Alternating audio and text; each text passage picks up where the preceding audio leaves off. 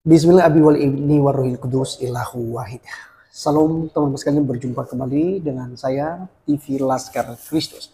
Dan saya kali ini bersama dengan Putra Muslim Mahmud atau tersadarkan. tersadarkan. Jadi harus sadar ya. Harus sadar. Harus sadar. Kalau tidak sadar berarti Nyasar terus. nyasar terus. Mending kalau nyasarnya di jalanan ada Google Map. Kalau nyasarnya di iman, Waduh, susah dipulihkan ya.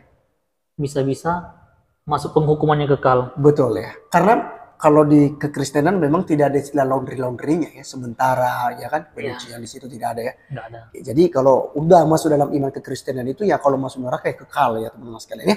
Jadi luar biasa teman-teman sekalian. Ini kita bisa ketemu dengan seorang, bisa saya kategorikan sebagai figur juga. Dan teman ini ya, tersadarkan ini adalah orang yang tentu saja sangat dibenci ya. Oleh siapa? Ya oleh mereka lah ya, seperti Tasik Ngaji, Ya. Uni Rifa, siapa lagi itu ya, Faruk Sianipar, oh ya masih banyak lagi. Salam teman-teman aja untuk Tasik Ngaji ya. Ya. Jangan lupa Tasik Ngaji belajar Alkitab dan terima Yesus sebagai Tuhan dan Juru Selamat ya. Ya betul. Ada yang lucu ketika kita berkomentar tentang Yahya Waloni kemarin bro. Kita kan bilang ya, oh kita doakan semoga-moga dapat 72 bidadari. Oh Tasik Ngaji marah bro. Katanya itu bukan real katanya. Itu hanya cara dakwah di zaman Rasul katanya. Gimana pendapat bro dulu di situ? Ini menarik sekali nih. Nah, ya karena berbicara mengenai penghuni surga, bahkan kalau Tasik Ngaji marah mengenai 72 bidadari, justru di sini dikatakan 72 itu real dapat. Real ya? Real Gitu. dapat. Jadi contohnya seperti ini, kopi ini real dapat, bukan cuman ini kopinya, tapi Betul. tangan kosong gitu. Kalau ini ya mau diminum juga boleh gitu, real dapatnya. Karena dalam kitab ini juga dikatakan nanti mereka akan memperoleh upah-upahnya. Dan Betul. yang menariknya bukan cuma 72 bidadari, tetapi juga Allah berkata begini, apa yang sudah diharamkan di bumi seperti khamar, Ya. babi, itu di surga silahkan kalau mau. Saya pernah dengarkan itu juga ada salah seorang ustazah. Bahkan laki orang pun katanya bisa. Astagfirullahaladzim. Itu saya sudah dengarkan juga, itu ada itu seorang ustazah yang mengatakan demikian tuh. Apa saja yang kamu mau di surga itu ada katanya. Di surga disiapkan bidadari, sementara untuk wanita disiapkan apa? Mohon penjelasannya. Kalau laki-laki disiapkan bidadari, ternyata kalau perempuan memang disiapkan pangeran yang bersedia melayani ibu-ibu di surga. Ada pula yang nanya, Ustazah, saya menikah dengan suami saya, lalu kemudian saya bercerai, lalu kemudian setelah bercerai, saya nikah lagi dengan suami kedua. Pertanyaannya apa? Ini informasi atau pertanyaan, ya kan? Pertanyaannya, Ustazah, nanti saya di surga ketemu sama siapa, Ustazah? Ketemu sama siapapun yang ibu mau. Suami orang pun bisa ibu ketemu kalau ibu mau.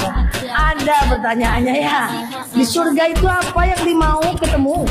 Jangankan suami ibu dua-dua, suami orang pun ketemu. Kasih tak sampai ketemu di surga. Surga. Tak ada hukum di surga, tak ada syariat. Yang halal, yang haram halal semua. Mau coba minuman keras, nanti di surga sudah. Iya kan? Jadi kalau ada kawannya yang nanya kan, ini ada minuman keras nih enak rugi di surga guys. Mantap. Seperti itu. Tapi yang menariknya begini, kalau seperti khamar diperbolehkan atau babi diperbolehkan, ini kan ada banyak nih, walaupun ngaku-ngaku mantan pendeta ya, kita nggak tahu ya realnya Oh iya bagaimana ya. betul. Inisialnya kayak Yahya Waloni ya, Ya, ngakunya pendeta ya, tapi kayak tahu-tahu tukang nyapu di Iya. gereja. Nah, mereka ini kan sebelum mu'alaf pernah makan babi. betul. Sekarang mereka ya anggap aja lah ya, anggap aja ya masuk surga. Kan Ya. di surga sudah diperbolehkan makan babi. Mereka Betul. ingat nggak mau makan babi lagi? Wah, ini Tasik Ngaji boleh jawab ini. Iya betul ya. Ya, itu boleh PR ya untuk Tasik Ngaji ya. Ya Ya. dari tersadarkan ini. Iya. karena kan mereka pernah makan babi. Betul Dan betul. setelah mereka masuk Islam terus diharamkan. Nah, setelah mereka meninggal di surga itu kan dihalalkan lagi. Dihalalkan. Mereka pernah minum tua, pernah minum wine. Selama mereka masih Kristen mungkin ya. Betul. Nah, ketika mereka sudah meninggal sekarang, katakanlah ya anggap saja masuk surga walaupun sebenarnya enggak ya. Ya. Itu mereka masih mengingat nggak? Mere- Reunian gitu. Ada siapa tuh yang udah meninggal Tantan itu? Agustan, itu Yaya Waloni. Baru-baru Yahya ini Waloni, Munzir Situmorang. Munzir Situmorang, itu kan katanya Ya. mantan-mantan pendeta. Pernah Stephen makan Indra Wibowo. Stephen ya kan? Indra Wibowo. Siapa lagi nih? Yang 101 alasan Yesus bukan Tuhan. Aduh, Pak Tua itu ya. Pak Jadi, Tua. jadi ya, yang menariknya kan sebelum mereka mualaf, mereka kan pasti makan babi dong. Betul, jelas Nah, dong. Setelah mereka mualaf, mereka kan lama nih puasanya. Betul, udah Ketika lama. mereka masuk surga, mereka makan babi nggak sambil bilang gitu, gitu. Ya, Ini mungkin Tasik Ngaji boleh jawab ya. boleh jawab ya. Ya, silakan dijawab Ya. ya. Dan jangan pakai sentimen pribadi ya. Iya betul, kita tidak ada sentimen sama sekali. Ini ya. kan hanya bertanya, karena Bertanya, gitu. apa yang Allah haramkan itu Allah akan halalkan nanti di surganya. Di surga. Bahkan di surga itu dikatakan juga di dalam kitab ini, itu ada sungai yang mengalir, yang isinya ada susu, kamar, Wah. madu. Nah, yang menariknya kan di sungai di surga itu ada kamarnya. Wow, Berarti mandi sambil mabuk. mabuk. Waduh, Tapi ya saya nggak tahu karena saya belum pernah ke sana. Dan Iya, saya juga betul. nggak mau ke sana sih. ke surganya. Iya, Tapi maksud kalau saya- ke surga ke Kristen kalau sih ke sudah keluar pasti. ke dalam rumah Bapa surgawi, surganya Yesua, dalam nama Tuhan Yesus pengen sekali. Tapi Pengen sekali, ya. kalau lanjut party, apalagi ada sungai dengan air yang mengalir, ada kamarnya, saya nggak mau sih. Saya nggak Betul. mau. Saya cukup mabuknya di dunia aja. Di akhirat saya maunya tenang-tenang. Ya, itu juga dikatakan baik di Al-Quran maupun di kitab ini, Tamasya ke Surga, itu dijelaskan bahwasanya nanti di surga itu ada sungai mengalir, ada madu, susu, kamar. Jadi kalau hari ini pengen berenang dengan susu silahkan. Wow. Wah, besok lagi kesal dengan para bidadari, silahkan mabuk-mabuk sambil mandi. Ya, waduh. Tapi itu terserah mereka ya teman-teman sekalian. Karena memang saya juga agak bingung ya ketika memang Tasik Ngaji mengatakan itu. Ya, ada juga teman saya itu Sabil. Mungkin kenal ya Sabil Aceh. Waduh. Sabil. Jadi si Sabil juga pun saya nanya dia itu, saya bandingkan. Katanya itu real. Itu benar-benar akan dapat. Itulah kenikmatan yang tidak ada duanya katanya. Yang akan diberikan oleh Allah Subhanahu wa taala di dalam kerajaan surganya nantinya. Karena Kan seperti itu. Karena ada pernyataan begini, apa yang selama ini di bumi kita tahan, itu yang akan Allah berikan di surganya nanti. Iya. Salah satunya kenikmatan. Iya, kenikmatan itu Yes. yang sampai masuk ke TV waktu itu ya. Iya. Sampai masuk kenikmatan di dalam surga adalah pesta. Malu pestanya. saya berkatakan. Ya, pokoknya ada pestanya ya teman-teman sekalian. Waduh, luar biasa sekali juga itu. Nah, Ya. yang menariknya begini, Bro kan pendeta. Mm-mm. Itu di surga kekristenan, ada nggak sih kumpul reunian keluarga gitu, main arisan? Oh itu sudah tidak ada, apalagi QQ itu sudah nggak dibolehkan.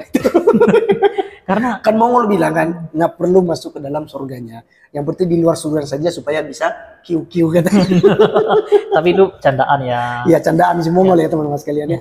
Ya. Karena menarik gitu, kalau di surga masih bisa reunian keluarga, masih bisa ada sungai yang airnya ada kamar, berarti kan kita bisa manggang ini di pinggir Tapi sungai. saya pengen tanya dulu, mungkin juga para penonton atau subscriber daripada Laskar yang Bang Laskar ya, mungkin pengen tahu juga sih. Jadi bagaimana sih sebenarnya perasaan abang waktu masih di sana gitu loh? Perasaan saya itu Karena ada janji seperti ini, iming-iming seperti ini, itu seperti apa sih? kalau perasaan saya itu yes, karena kenikmatan sejati adalah memuaskan hawa nafsu. Wah, Ya, secara kedagingan tidak ada hal kedagingan yang nggak enak. betul. Nafsu birahi kepada istri orang, birahi kepada orang lain itu kenikmatan kedagingan yang sangat sangat bisa memuaskan manusia. Tapi ketika bertobat ternyata kedagingan itu hal yang buruk. Ya, betul. Dan kedagingan membawa perpecahan. Ya. Dan kita perhatikan saja orang yang punya 2 istri, 3 istri yang akur nggak ada. Ya, betul. Bahkan istri Nabi pun pernah, ya ini istri Nabi, nggak tahu nabinya dari Somalia atau dari mana, nggak tahu, pokoknya ada lah ya dicerita di satu tempat gitu di negeri sana. Itu ada Nabi, istrinya sampai ini jambak-jambakan, Waduh. sampai ditindihin tuh, kayak mungkin zaman sekarang bergulat lah gitu ya. Jadi apakah poligami sumber solusi untuk penyelesaian hasrat manusia? Enggak. Enggak. Jadi ketika kita lihat ada manusia seksi lewat di depan kita, itu yang dijaga pikiran kita, bukan pakaian orang. Ya. Tetapi kan gini ya, artinya Bang tersadarkan ini rela meninggalkan kenikmatan janji-janji itu semuanya Lalu ketika kembali kepada kekristenan kan semuanya itu nggak ada sama sekali. Waduh. Gitu. Coba kalau saya belum tobat, mungkin istri saya wajib 4 juga. Wajib ya. Yes. Karena bayangkan aja coba, secara logika manusia, kenikmatan seperti itu pasti dapat dibanggakan juga. Malam Senin dengan siapa, malam Selasa dengan Bisa siapa. diatur jadwal. Ya bisa diatur jadwal gitu. Atau mau langsung party bareng. Ya, jadi di dalam kekristenan memang nggak ada itu sama sekali. Bahkan ya kita pun timbul dalam hati demikian untuk menjadi dosa. Sekalipun kita belum melakukannya itu sudah menjadi dosa gitu ya. Tapi syukur kepada Tuhan kita itu bahwa Dia telah menyelesaikan dosa itu untuk kita. Amin. Ya. Dan tapi bukan berarti bahwa ini, kita bebas ya untuk berbuat dosa ya. Yang menariknya setelah saya pelajari, ternyata kesetiaan kita dengan pasangan kita itu melambangkan kesetiaan Yeshua.